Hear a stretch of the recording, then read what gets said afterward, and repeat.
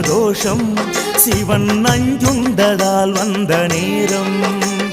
நாம் செய்த தீவினைகள் யாவும் அந்த பிறை சூடன் அருளாலே தீரும். நாரணன் விடையாக நந்தியின் கொம்பிடையில் சிவனாடும் நேரம் இது.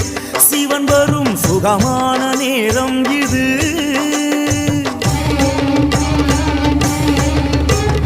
கருணாகரன் சுத்த சிவமானவன் கருணை பொழிகின்ற நேரம் இது. வரம் தருகின்ற நேரம் இது.